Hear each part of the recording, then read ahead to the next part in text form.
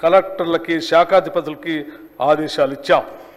ప్రజావాణి సక్రమంగా నిర్వహించేలాగా ఒక సీనియర్ ఐఏఎస్ని ప్రత్యేక అధికారిగా నియమించాం. సంపూర్ణ ప్రజా సంక్షేమమే కాంగ్రెస్ ప్రభుత్వ ప్రణాళిక. అందుకే 6 హామీలను ప్రజల ముందు ఉంచి వారి ఆమోదంతో ఈ శాసనసభ వేదిక ద్వారా వాటిని అమలు చేసేందుకు మా ప్రణాళికను మీ ముందు ఉంచుతున్నాం. హామీ ఇచ్చిన 6 గ్యారంటీల్లో 2 గ్యారంటీలను మేము బాధ్యతలు స్వీకరించిన 48 గంటల్లోనే ప్రారంభించి కాంగ్రెస్ ప్రభుత్వ చిత్తశుద్ధిని నిరూపించుకున్నాం.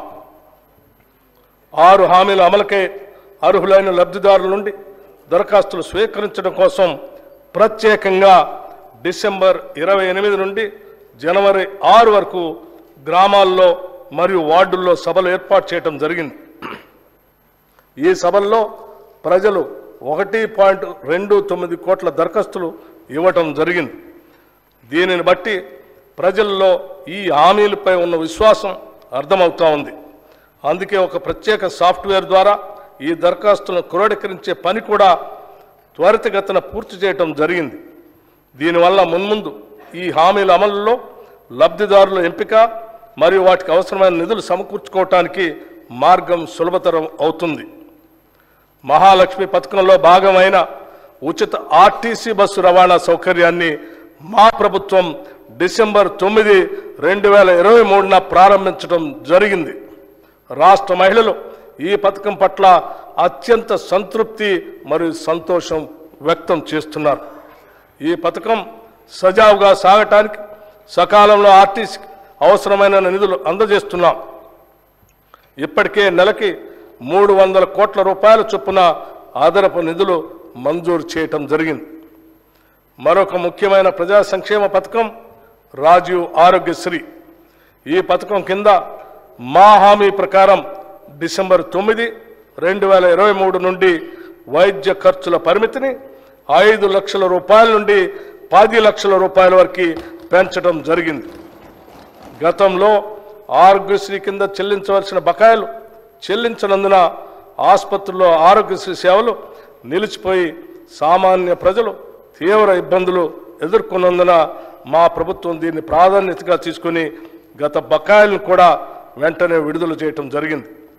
భవిష్యత్తులో కూడా ఆరోగ్యశ్రీ కింద వైద్య సేవలకు ఎటువంటి అడ్డంకి లేకుండా అవసరమైన నిధులు చెల్లించడం జరుగుతుంది. మా ప్రభుత్వ హామీల్లో మరో ముఖ్యమైన 2 హామీలు గృహజ్యోతి మరియు 500 రూపాయలకే వంట గ్యాస్ సిలిండర్ సరఫరా. గృహజ్యోతి పథకం ద్వారా అర్హులైన వినియోగదారులందరికీ నెలకి 200 యూనిట్లు ఉచిత విద్యుత్తును అందించడానికి మరియు అర్హులైన వినియోగదారులకి 500 రూపాయలకే వంట గ్యాస్ సిలిండర్లు సరఫరా చేసే పథకాలకి మరో ముందడుగు వేశాం. ఫిబ్రవరి 4, 2024న రాష్ట్ర మంత్రివర్గ సమావేశం ఈ పథకాల అమలుకి ఆమోదం తెలిపింది. త్వరలోనే తగిన విధి విధానాలు రూపకల్పన చేసి వాటి ఫలాలను ప్రజలకు అందించడం జరుగుతుంది. మహాలక్ష్మి, రైతు భరోసా, ఇందిరమ్మ ఇళ్ళు, చేయూత, యువ వికాసం హామీల అమలుకు మా ప్రభుత్వం చిత్తశుద్ధితో ఉంది. వాటిని వీలైనంత త్వరలో అమలు చేసే సంకల్పంతో ఉన్నాం. ఈ బడ్జెట్లో ఈ పథకాల అమలుకి 53,196 కోట్ల రూపాయలు ప్రతిపాదించడం జరిగింది. ఈ కేటాయింపు ఒక ప్రాథమిక అంచనా ప్రకారం మాత్రమే చేయటం జరిగింది. హామీలకు సంబంధించిన విధి విధానాలను రూపొందించే పని ఇంకా కొనసాగుతున్నందున అది పూర్తయిన వెంటనే అమలుకు అవసరమైన పూర్తి నిధులు కేటాయిస్తాం.